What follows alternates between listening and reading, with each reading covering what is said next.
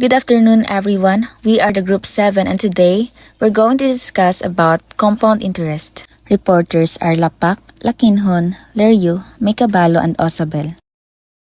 The starting point for understanding the time value of money is to develop an appreciation for compound interest.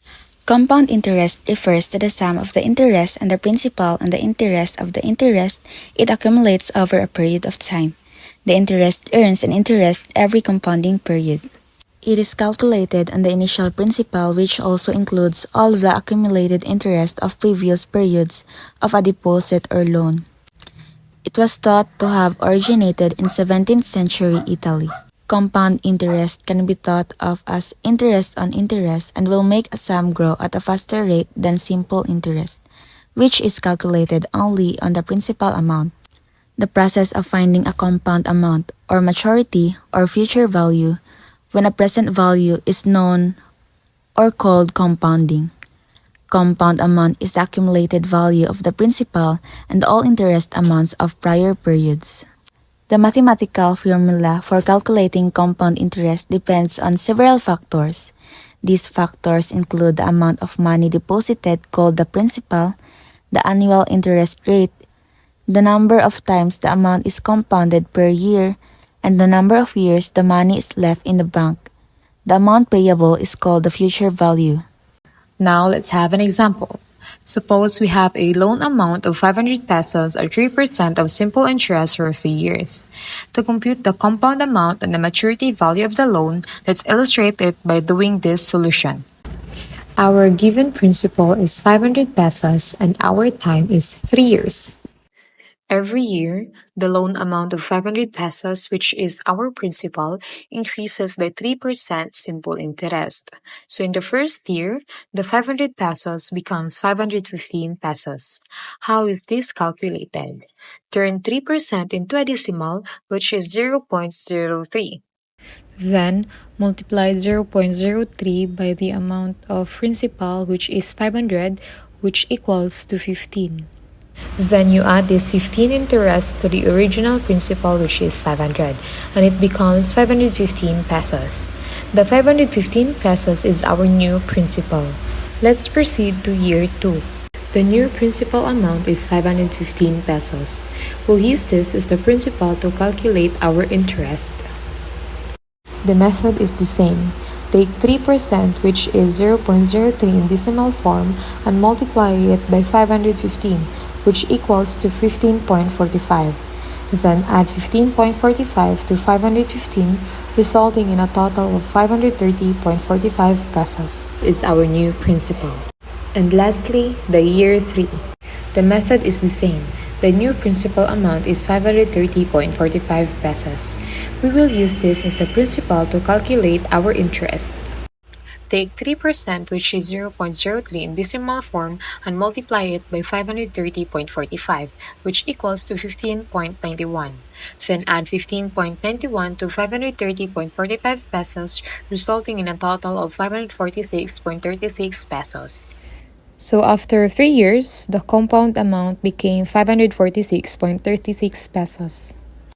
Compound amount formula, written as C is equal to P 1 plus I raised to N, here where C is equal to compound amount or future value, P is equal to present value or principal, I is equal to interest rate per conversion period, and it is equal to nominal rate over frequency of conversion is equal to J over M, and N is equal to total number of compounding periods. Compound amount formula. The interest in the compound amount has a little difference as compared to the simple interest because of the interest of the previous periods earns interest during the following periods. Example, Miss Kathy invested 15,000 in a Coop share account at 9.5% interest, compounded annually for 5 years. Compute for the compound amount and the compound interest.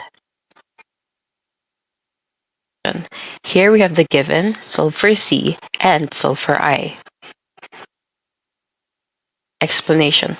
The formula for computing for the compound amount is given, where P is the money invested and R is the rate of interest and T as the number in years.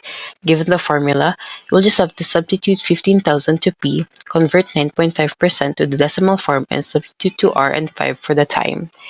Then solve according to the formula given. First, solve the expression inside the parenthesis that's raised to 5 and then multiply to p, which will give us the answer for the compound amount of 23,613 and 58 centavos. For the compound interest, we'll just have to subtract the compounded amount and the invested money, which is p, with compounded amount of 23,613 and 58 centavos diminished by 15,000 as the investment will have a compound interest of 8,613 and 58 centavos. Moving on to the compound amount at varying rates. This refers to the total amount of money accumulated over time when interest is not only applied to the initial principal but also to the interest earned in previous periods, and the interest rate changes over time. This is different from compounding at a fixed rate, where the interest rate remains constant over the entire compounding period. To calculate the compound amount at varying rates, you would need to use the compound interest formula for each time period, taking into account the changing interest rate for that period. This can be quite complex, especially if the interest rate changes frequently or unpredictably. As an example, Mr. Alvin invested $25,000 for 15 years.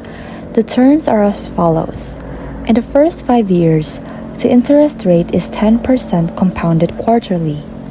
Then it will be 12% compounded semi-annually for the next 7 years, and 14% compounded annually for the remaining years. Here's a step-by-step breakdown of the solution. The present value P is given as P equals 25,000 pesos. The solution then calculates the value of N for different time periods using the formula N equals I times M, where I is the number of times interest is compounded per year and M is the number of years. The solution also calculates the value of R for different time periods using the formula R equals J plus or minus K, where J is a base interest rate and K is an adjustment to the interest rate.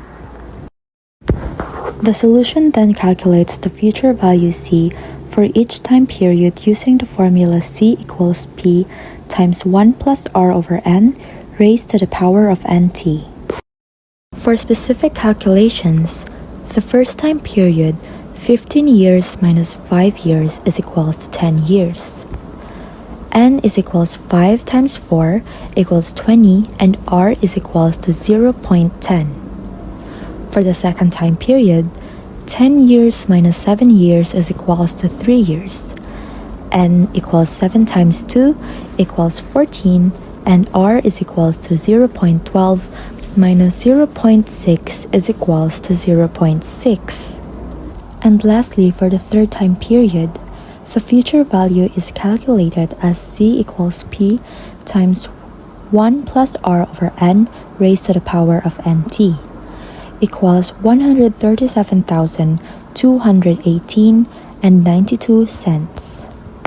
Therefore, the solution shows that the future value of the present sum of money, 25,000 pesos, after the given time periods and interest rates is 137,218.92 cents.